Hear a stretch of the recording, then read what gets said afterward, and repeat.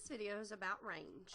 We're still continuing with looking at graphs and using this math concept to analyze the data.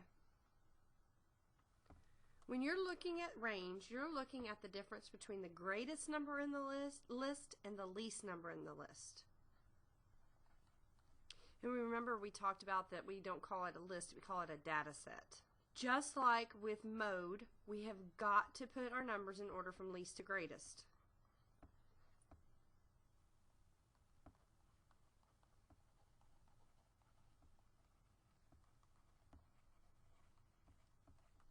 This is very important because if we don't have an organized data set, then we can sometimes make careless mistakes when we think we're looking and we think we see the biggest number. There may be another number that's even greater than that. So it's always very important to put your numbers in order from least to greatest. Once you have done that, then you can take the largest number and subtract the smallest number. Let's look at a couple of examples. I'm going to go ahead and just give you the list, and I'm going to go ahead and put them in order, but always know that when I see a data set, I should put it in order from least to greatest. So I look for my largest number, which is 21, and my smallest number, which is 2, and we said range was take the large one and subtract the small one.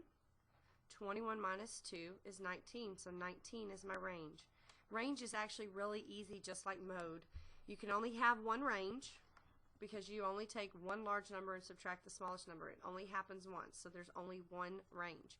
And in the real world, range is used, theme parks like Six Flags and Disney World and all them, they actually, when they're designing a new theme park, they actually use range to ensure that everybody from a certain age range is going to have a good time there. So if a park wants to have kids from as young as 2 all the way to adults as old as 90 to have fun, they're going to design their theme park to make it fun for all of those ages. There's a place in Louisville called Going Bonkers, and it says you can play in the play area from 2 to 92, I think, or maybe 1 to 99. I can't remember. So it means that that is suitable for everybody within that range. If you go to somewhere like McDonald's or Chick-fil-A, they have a range of who can play on the playgrounds. It says up to this height, or maybe kids from 2 to 12, and if you're older than 12, then you really shouldn't be playing it, because they made it specific for the range between the 2 and the 12 years old. So range is used in the real world. Let's look at another example.